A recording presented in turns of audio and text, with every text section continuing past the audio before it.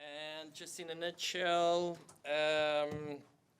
this is about the installation Concerto para piano e pandemia, concert for piano and pandemia, almost the both language, like Esperanto, that actually is available. I think you that are here already seen that is in the building F, in the film studio. So Nikolas Gomes is a sound artist and is do-it-yourself enthusiast and deals mostly with the intersection of music, production, sound, and art. I strongly recommend checking some of the amazing works he has on his website. The conference website on the program, you have there amazing links. So it's just a door for your works. I enjoy to see a lot of ones, but I have to see more in detail. The same for Diogo Vasconcelos, with a background in architecture, which reminds me a fantastic movie from Peter Greenaway, The Belly of an Architect. So he escaped from that. I don't know if you've seen that movie. And he's working on electronic music, music production, and art. He's also the director of Pista, a magazine. You can check it on pistamagazine.com. And also you can find some amazing musics in acabinet.pt, where he presents there some works that he made. So please have fun, and the stage is yours. You want to be here? Okay. Where is the cable? Sorry. It's here. It's here. Yes. Yeah. Thank you. You can check there.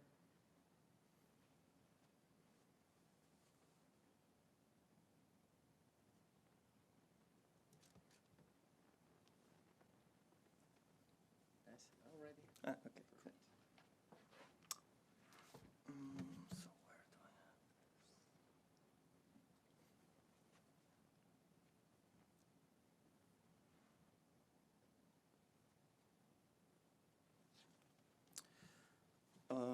Okay, so I'm currently doing my PhD here in Lusófona, in media arts, and I'm studying mostly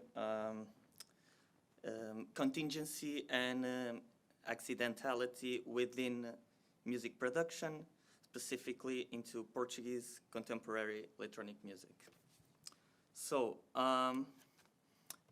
this concept of contingency, as you may or may not know, it originates from the Christian theology of creation, and it can be summed up as that which is neither impossible or necessary, or something that could have not been.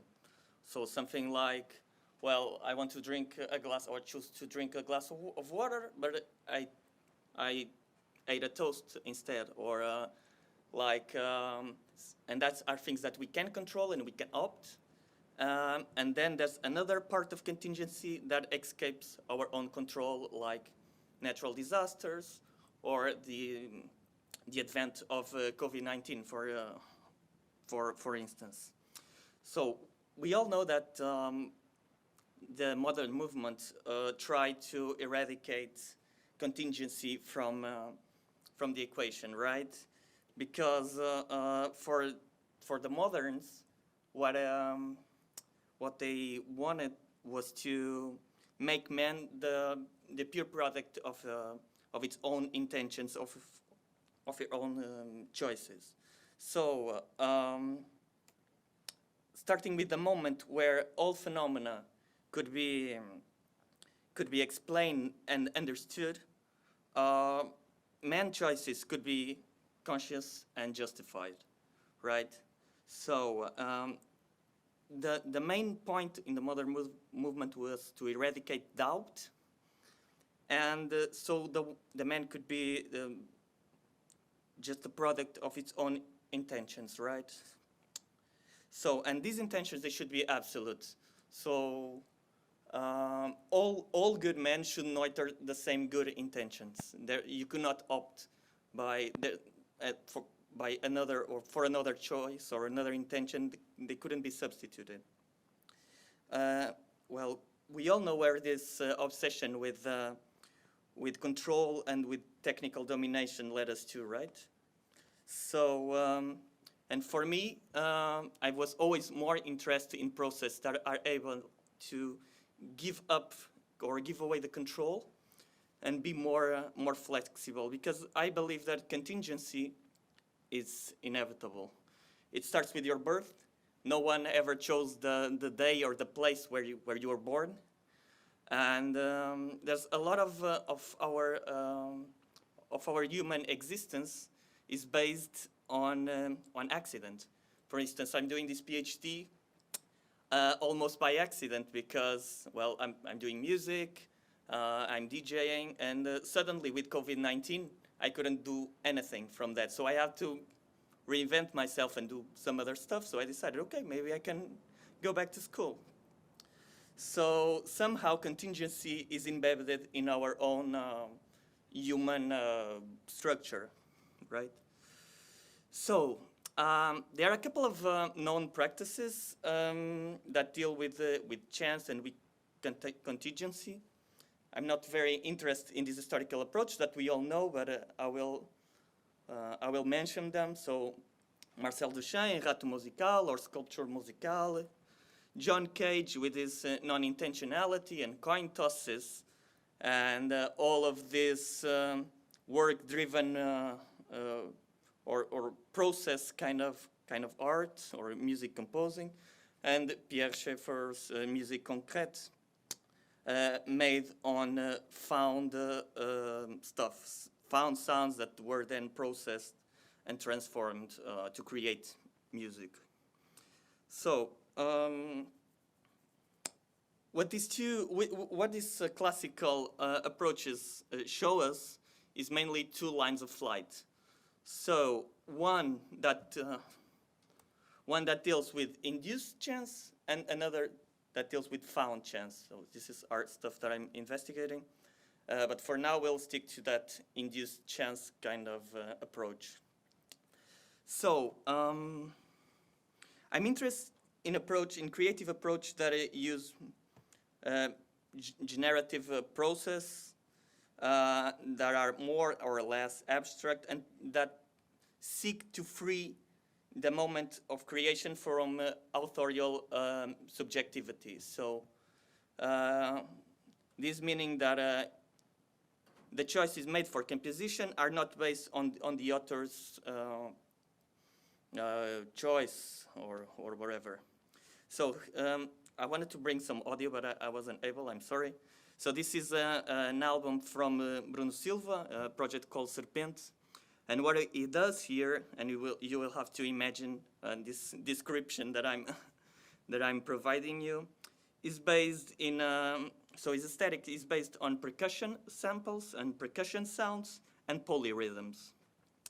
So what he does is that he sequences different patterns with different rhythmic signatures, and when repeating these patterns, they start clashing with each other, and they cause accidents that for Western music is kind of strange, because we are not used to polyrhythms. So yeah, it just combines these and makes them repeat until they clash and they generate this strangeness and this kind of ever-changing rhythm that, well, actually it's not 100% true, but yeah. So then there's this girl called Blade, which has a more, so I can compare Bruno's approach to something like free jazz, that this rhythm that keeps changing and react to each other. And here Blade's music has a more kind of cerebral approach. A little bit, I can relate it or compare it with Aphex Twin kind of procedures, I would say. So where she based some chord progressions and some sound generating into mathematical structures or algorithms. So she designs this process that keeps generating new music, and that it's not based in music theories. So they are not necessarily consonant or in the right or in a specific tone, or it doesn't follow rules like harmony and stuff like that. So, but can we say that there's contingency in this kind of approach? I would say that hardly. Hardly, because even though they use the accident as a productive structure or a means to create, there's always some subjectivity from the composer, right? They select pieces to make tracks, so all of that has to be composed in one final track. So they are closed works, and for as richer as the process may be, the fact is that the recording of all of this all of this process can only record one performance that you will listen like over time. So it freezes the performance. So for me, when Adriana told me that I was going to have this roundtable with Nick, I thought it was actually a happy marriage.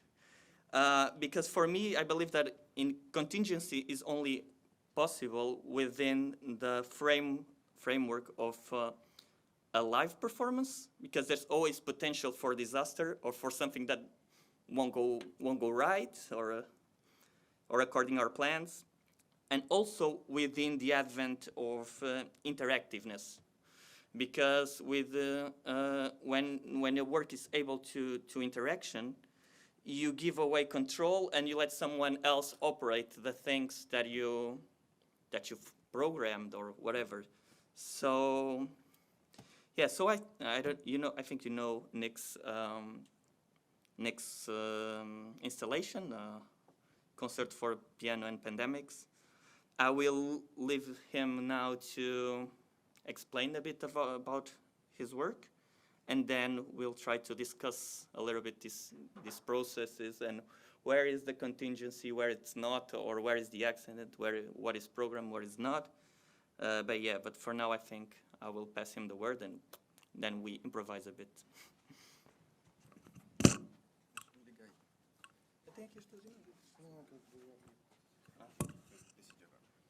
I'm improvising a little, sorry.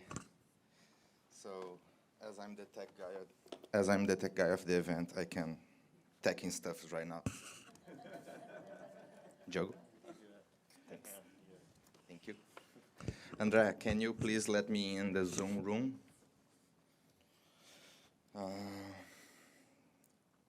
Thank you, I'm opening, because it's easy for me to send the audio for you using Zoom than grabbing cables and plugging stuff right now.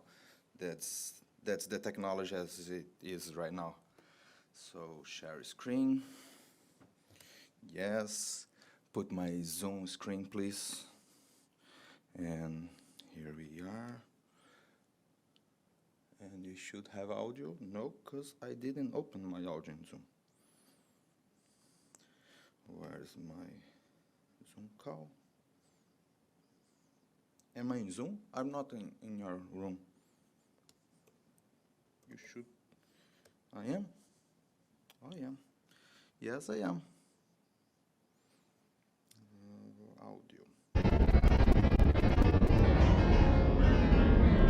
Welcome to the installation. Can you shut down the lights, please?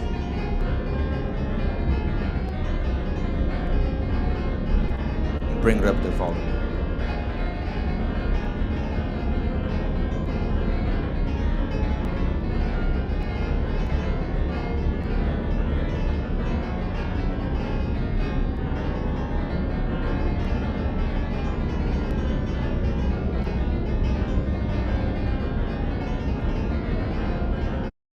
Okay, so this is an installation that I made in 2020, in the beginning of the COVID. It is online since then, like May or April, I don't remember. I don't know, I always wanted to make a music that never ends, and that was not to be the case. I want this music to end it. When I first started, I was thinking that it could be online for like 6 months, 1 year, and by now it was supposed to be almost silent. And it's not. And yeah, it's funny, but it's not really funny. I almost lost my mother for COVID in the beginning, the first rant. And after that, she's having long COVID. Have you heard about it? And by coincidence, she's in hospital right now, again, for the like 10th time since the beginning of the pandemic. Yes, I'm improvising. Yeah, sorry. Well, it's kind of funny because it never ends and it never stopped, and I can't control it anymore. I just started. It is online in 3 places right now. One is ICLI, in the next to the Movie Lab. Other one is my house since 2020. This is the computer in my house. You are accessing it remotely right now. And in my house is screening to YouTube. And the other place is in Barcelona, in Art Santa Monica Institute. And there we have 4 screens. One has the COVID, other has vaccine, other has corona, and other has SARS-CoV-2. What I mean by having, the piece is 2 codes. One code is in Python, and it's running in this tab. And I could show you, but I have to turn it off for a while, so I will not show you. You please email me, I can send you the code, it's open source. And this code is using the Twitter API to find any tweets that contain the word COVID in real time and not excluding anyone. So with the lag that we have in the internet is kind of all the tweets we've coded in the whole world. And the second code is in Super Collider, and these codes receive these tweets as letters and transformed it in piano sounds. That's why it's a concert. So the things that I can control is the frequency of each note. Lowercase a, it's a low note, and uppercase Z, it's a high pitch note. And the other thing that I control is the position of each note in the panorama, in the left and right speaker. So as low as the note goes, it's supposed to be in the center. As high as the note goes, it's supposed to be the left and right or right corner. Using a tendency mask that I sent it to Diogo, but I unplugged his computer. So let me find my own image here. Sorry, I should not improvise. That's not funny. Wait a second, I'm finding it. Yes. Here. No. Here. And here. And here. So this is a graphic, very well done. I'm not a visual artist, as you can see. And on the vertical axis, we have the frequency. The lowest note is 27 hertz. The last note that can be in the center of the stage is 146.83 hertz. And the highest note, it's the last C on a piano. It should be on left or right. No note in the middle, no note in the hour sides, because this is an immersion type of thing. So we can be in the middle of this a lot of news, a lot of information, and be kind of immersed in our problems with the pandemic. Ivo today told me that he got sucked inside the installation while watching, and I was very happy, kind of sadistic happy, because again, that's not funny. It's about pandemic. Millions of people have died already. But it works, right? It's supposed to do that. So this is the installation that me and Diogo was talking about. Some technical questions. For example, I use in OBS to stream to YouTube on a Linux Raspberry Pi, and because of technical, I have to reboot every 1 hour. Otherwise, the streaming become very crackle, very stagnation, and shut down. So I rebooted before we started the talking, so we can have time to see. And it's live right now for 9 minutes. About the times, I have an excellent table that I sent Diogo to put on presentation, and now I took his computer off again.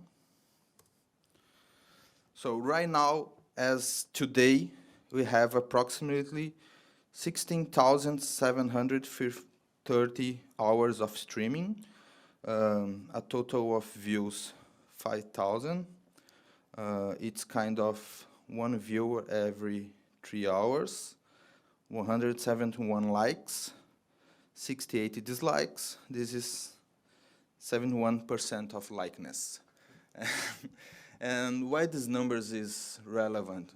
First thing is that I'm using my master's thesis, I hope. And second is when I put on YouTube, I thought that nobody's gonna see it.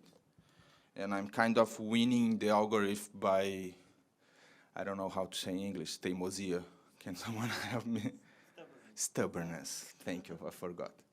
So the first ones that I have on YouTube registered, because I lost the first one, it's 22 of April 20, and it got only 66 views. And the last one, it's in 3,000 views alone. So we are winning the algorithm by stubbornness. And I don't know, that's it about the work itself. I can let it play in here, in the background, and you can talk about, because that's it. Yes, it's made by real-time tweeters that don't have the minimal clue that they are doing this. And yeah, let's start to talk like real people. We don't have a second mic? Yeah. Come on. So you noticed that I said that Nick's work was interactive and that the contingency could come from this interaction. At first, you would say, or the first times we spoke, Nick told me, no, there's no place for randomness here or for improvisation. This is pure causality.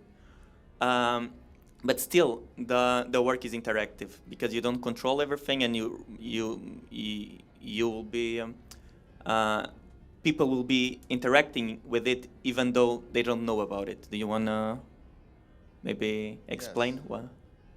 The thing is that we waste our thoughts on the lunch talking about it. I will try to remember what we say and in English yet.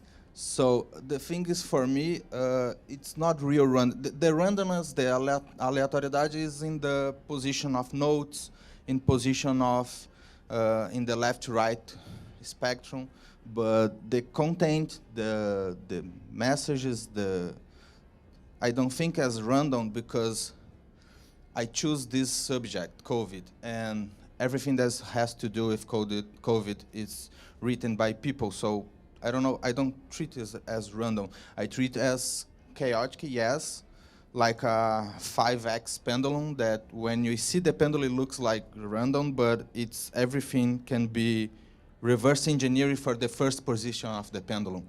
So if we stop this screen, grab a tweet, put on the Google, go by its history, we can see the first people that tweeted, and this person can explain to us what he or she is thinking about tweeting that.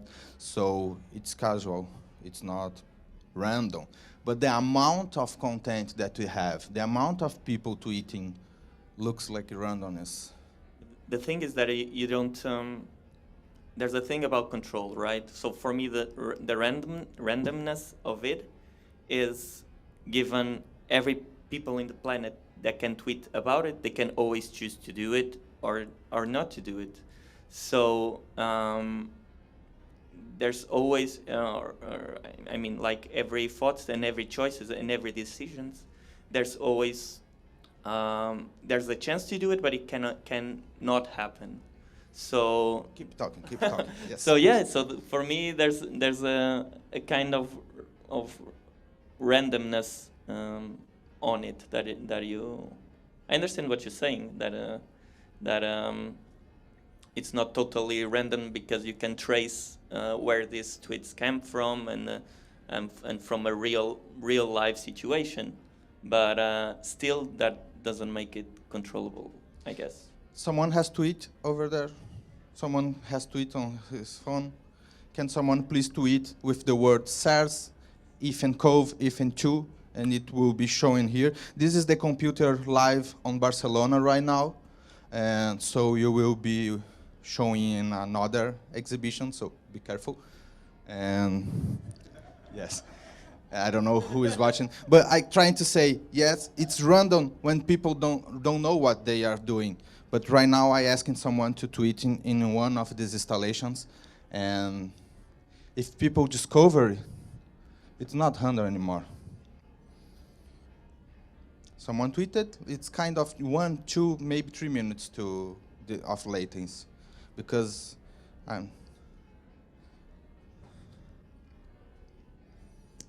anytime it will be shown, please tell me when it happens, because I will be not looking. But no, it has to be SARS, if and CoV, if and 2 on that one, because COVID's too fast for us to read, and that's what I'm trying to say. When the content is so much, yes, okay, so that's not random because you are controlling, you know what's happening, and this, I chose this one to be a little slow by changing the word that I'm searching for. SARS-CoV-2 is a very rare word to be put on a tweet. The famous word, the famous term for our pandemic is COVID, and then becomes random. Well, yeah. Well, we can go about this for ever and ever, but like meaning that you can act something or you can control everything is something that you choose to do. But I mean, it's impossible to hack everybody and make this controllable. Or what you can do is program more restrictions within your code, and instead of having it selecting all of these words, you can, for instance, make more restrictions and make it more controllable. So I think that the point on this, of making it more or less controllable, is about the amount of restrictions that you are able to embed in the code, or no? Yes. We talk about the thing that when I was developing this piece, I was hoping to sound like melodies. Like, I thought that it was going to be like one tweet, 5 minutes after another tweet. I have no clue that it was that amount of tweets. And I could have chosen to maintain that, as you're saying. I could have restricted the code to be one tweet every 2 hours. Yeah, but that means it's also a question of intention, or what do you wanted to achieve with this piece? Because if we are speaking about only this, I don't know how to say this word in English, sonification, does that exist? I think so. I think so. Yeah. So if you're trying to sonify some kind of a cultural or a social moment or phenomena, that's one thing. But were you thinking about creating music or some other aesthetic qualities to it? What was your I mean, what was your goal in here? Because I think, yeah, because all of these restrictions making more open or less open, it has different consequences on the work. So, first, care to explain where we were going and? Yeah. Well, when I was figuring out the codes, I was experimenting and changing where I was going. But in the first thought, it was supposed to be melodies, like one note each time. And after that, I started to listen to this cloud of sound that becomes because of the amount. And I think that it changes my goals. We are finishing already, okay? Sorry. No, sorry to interrupt. No problem. Mention that we have to do the Q&A on the coffee break. Okay, we all together. I think people are more easier. Okay. But please. Yeah, but it is that I was trying to make a melody that it was supposed to vanish over time, because I thought that this would not. I always be the pessimist of my friends. Everybody like 2 weeks, 3 weeks. I was no, guys, 1 year, 1 year at least. And well, we are going to the 30 year, 30, and my melody becomes this cloud, and I could restrict it, and I give up the control to become like a living thing that I cannot control. And it, until now, almost 2 years running, it didn't change the aesthetic sound of it because of the limitations of technology. In other words, we are seeing, listening maybe 10% of what it really is on the world about this.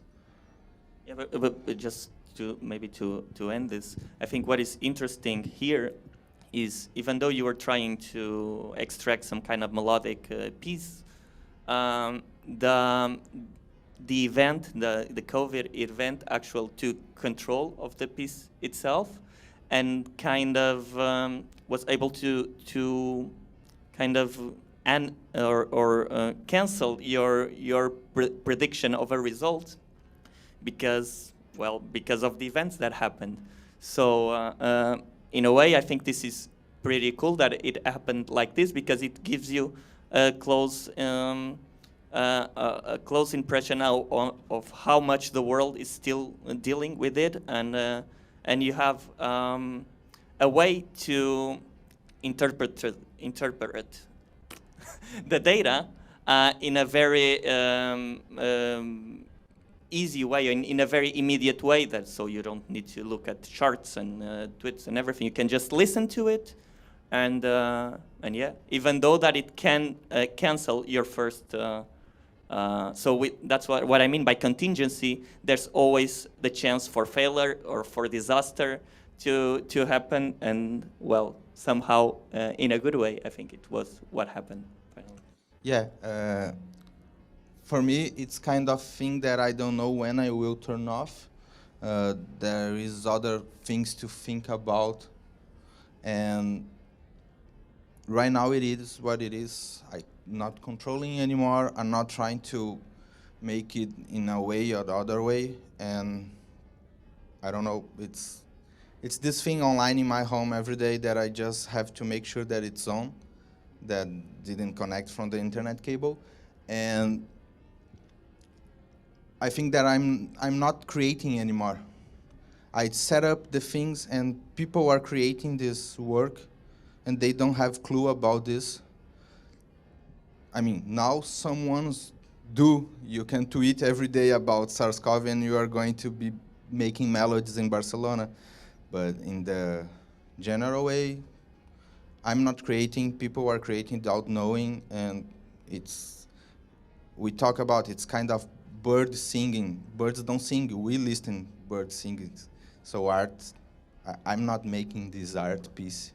Nick is just being modest right now. So. Well, thank you, guys. Thank you, guys. Just to say here. I will love to see this installation in the old printing, needles printings. Chiki chiki chiki chiki chiki chika will be sadly to see the pile of paper that will come out from here.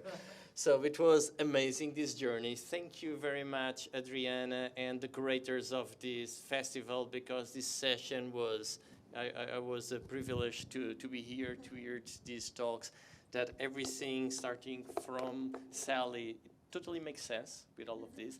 And even a nice, it's not a failure, but we discovered in this presentation that ICLI is not only a conference, but is a yacht club in Brazil.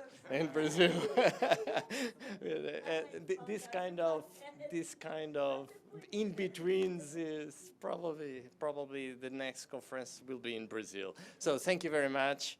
It was a pleasure. So we should meet together in the coffee break zone, and after 5 starts.